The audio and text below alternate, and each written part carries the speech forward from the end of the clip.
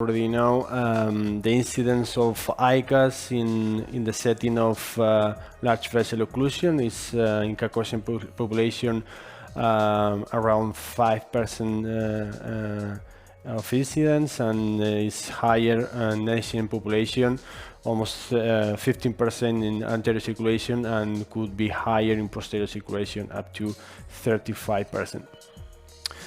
So this is important because the successful recolonization, this is a TQ2B3 in endovascular treatments in large vessel occlusion in anterior circulation is it has been higher in the last years, coming from 60% in Mysticlean trial and up to 90% in the status registry.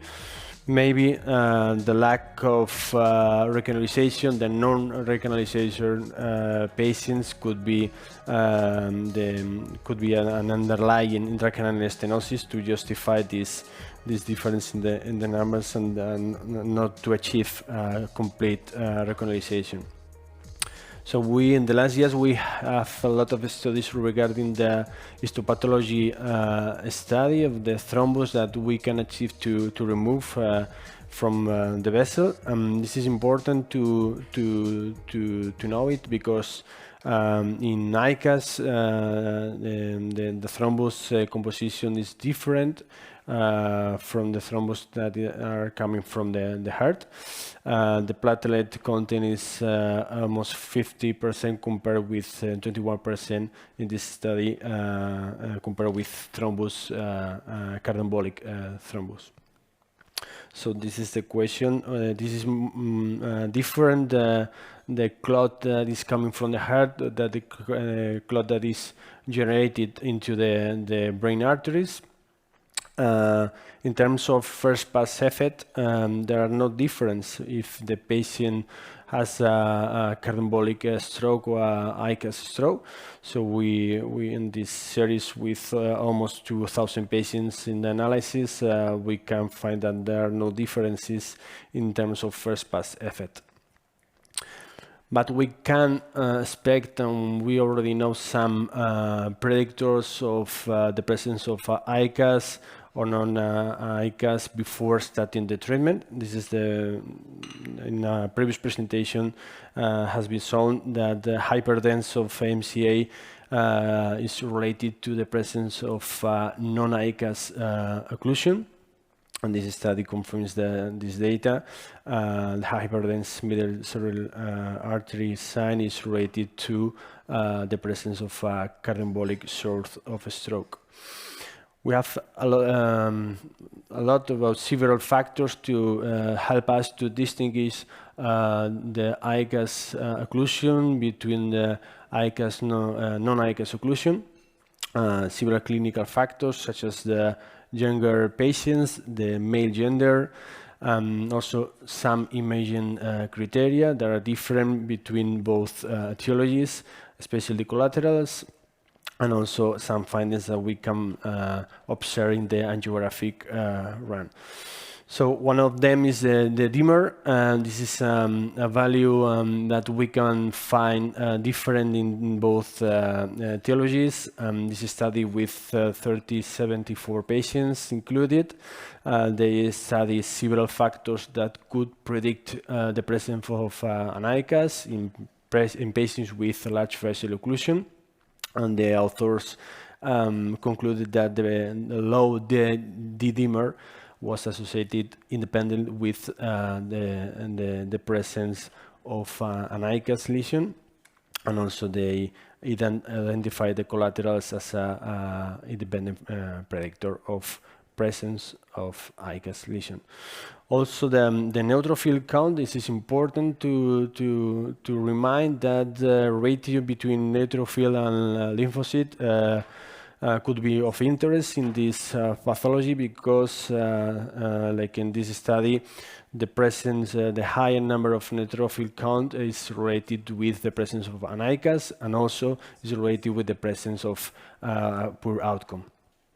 Also, the collaterals, as we already know, the development of good collaterals we can suspect that maybe an underlying ICAS is present in the large vessel occlusion. In this meta-analysis, we can find some of these factors. A new one is the presence of low NaH in the patients with low NaH and proximal large vessel occlusion. We should suspect the presence of an ICAS. But it's important to note that if we compare both groups, ICAS occlusion and non-ICAS occlusion, there are no difference in the rate of final recolization, symptomatic intracranial hemorrhage, or functional outcome. And finally, when we start the procedure, we can suspect before trying our first device pass the presence of an ICAS. Here we can, in this study, we can observe 3 different patterns. The A and B are associated with ICAS occlusion. This is the taper occlusion, the taper pattern, and the C is like a meniscus, and this is related with the presence of an embolic clot. Usually more easily to remove, and this is related with an ICAS.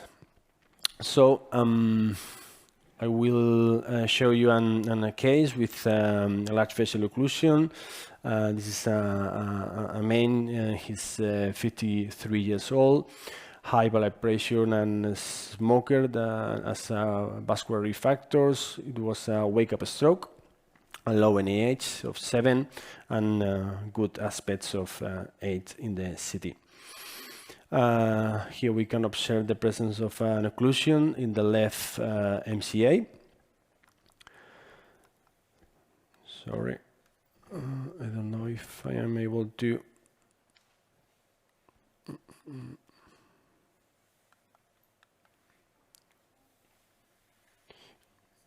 Could you help me and go with the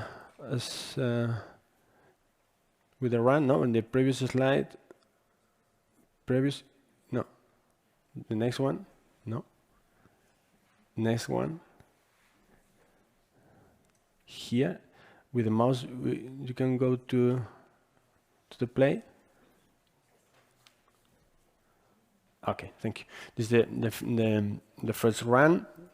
There are not good collaterals, a big area of hyperperfusion. We go with the first attempt of mechanical thrombectomy with a balloon guide catheter, distal aspiration with a stent trigger. You go on. Okay, this is after the first pass, we can identify the presence of intracranial stenosis. Here we have the stenosis in M1, and in the lateral view we can see some distal emboli, but very good perfusion. After that, we was waiting just 5 minutes, and we observe an reocclusion. This is a typical evolution of an ICAS in the setting of large vessel occlusion. So here I will show you my first question, what to do in this situation. After the first pass, we have a reocclusion of an NMCA in a young patient. So the first answer could be to perform a second pass with the same device. Second answer possible is second pass with a different device to prove a different stent trigger. The third one could be start antiplatelet treatment and go with angioplasty and stent. The fourth, stop the procedure. And the last one, enroll the patient in a randomized clinical trial. So you can vote.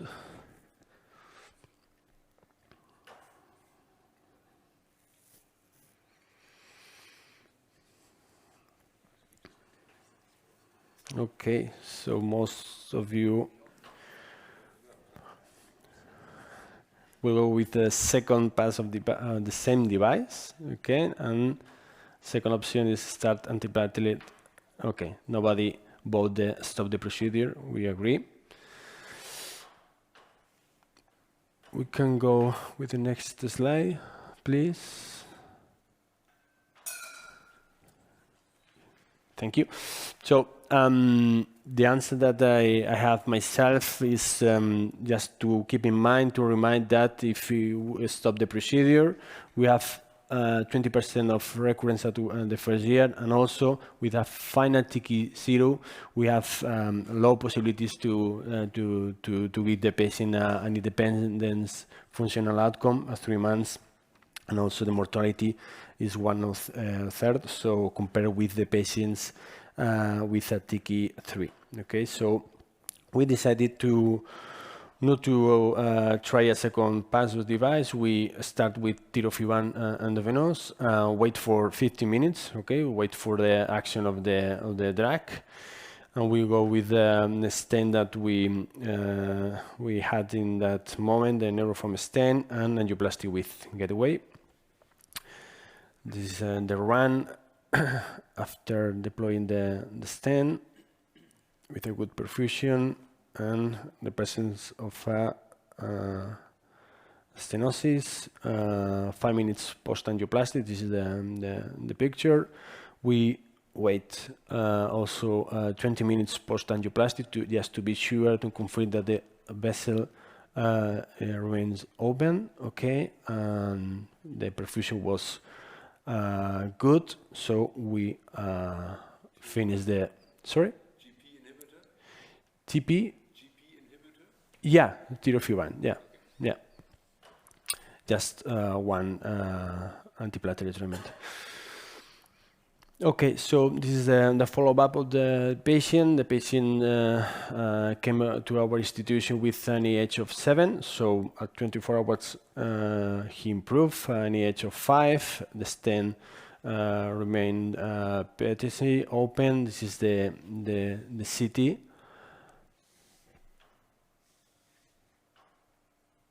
Okay, thank you.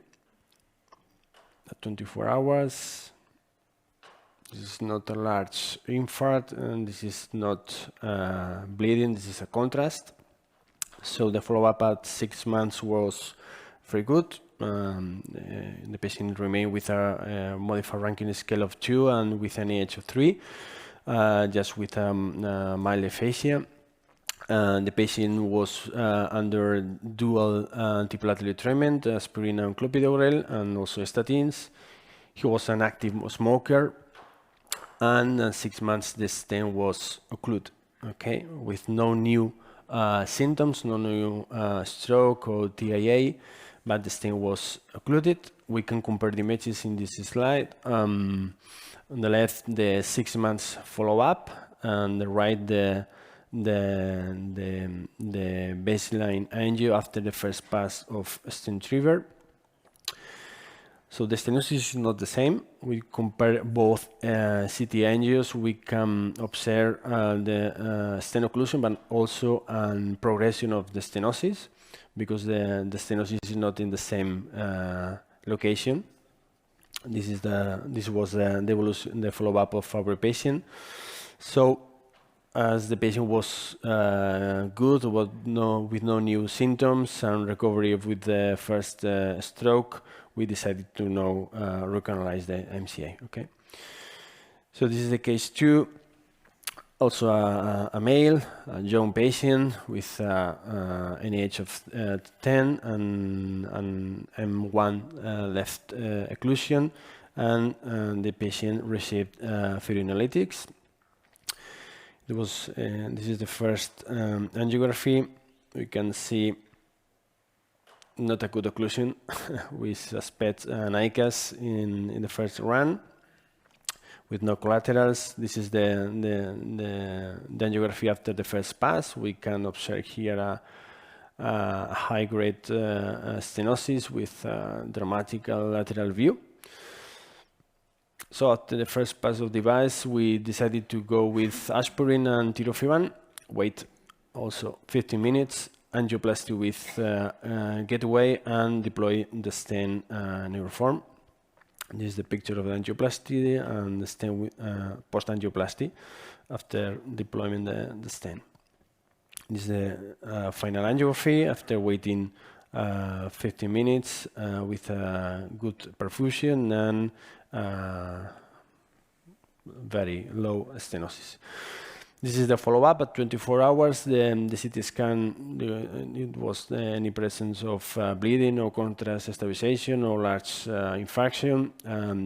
The stent was open at 24 hours after starting the dual antiplatelet treatment. At 3 months, the follow-up was okay with stent patency, ranking of 1 and NIH of 1. Okay, so more or less similar cases, similar procedure, different radiological and angiographical outcome, more or less a similar clinical outcome. So this is my second question for the audience. In your opinion, what kind of treatment do you use for ICANS in the setting of large vessel occlusion? Direct stent, balloon-mounted stent, self-expandable stent, angioplasty without stent, or medical therapy.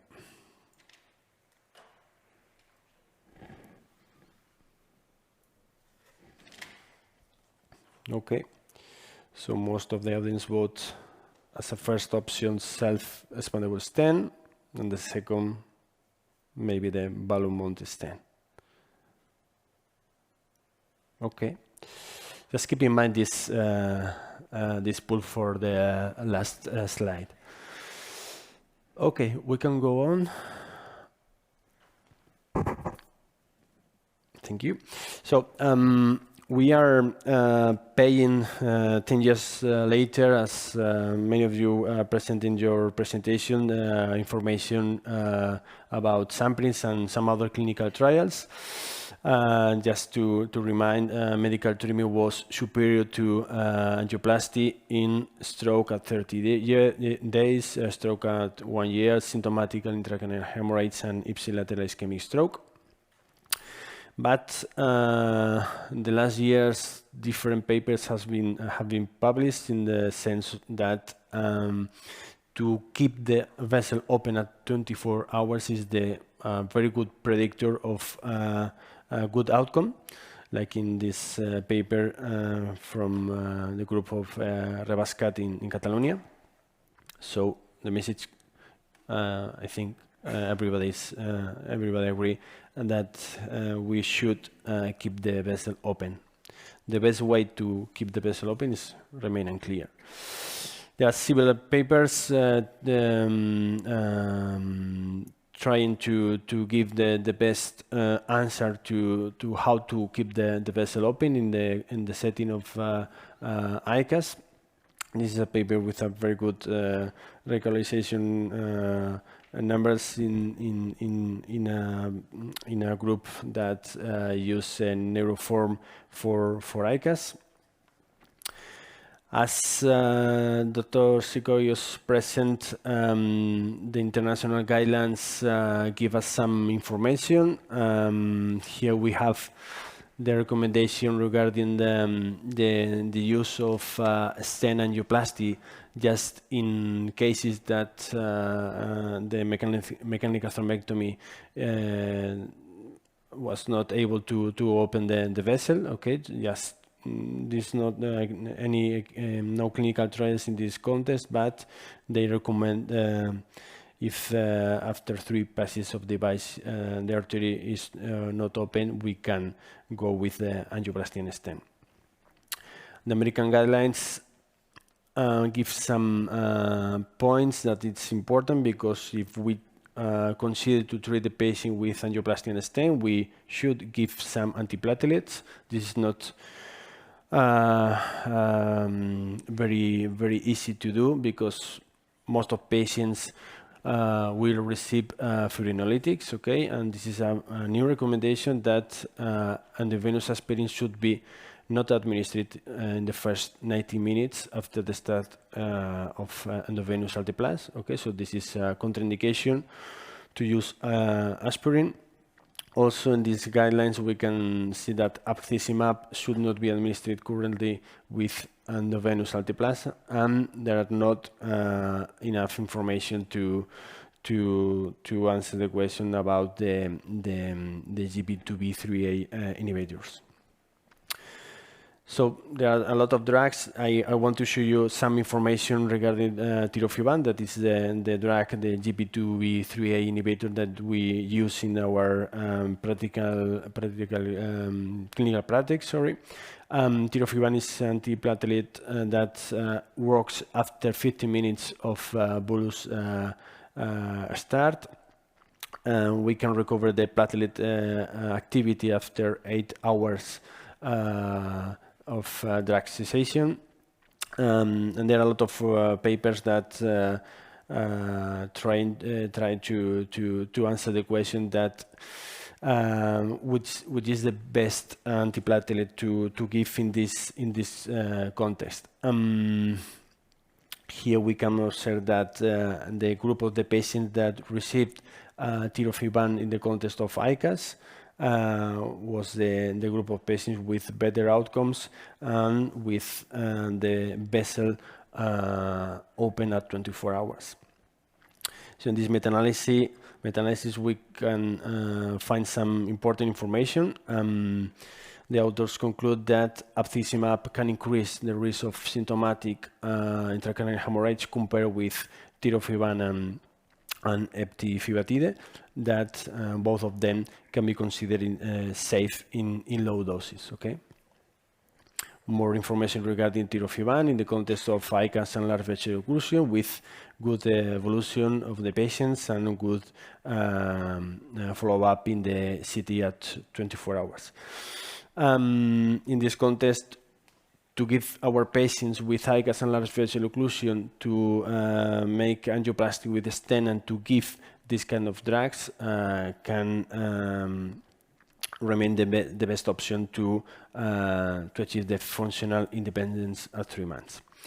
There are several kinds of stent that we have shown in the previous presentations. The drug-eluted stent could be also an option.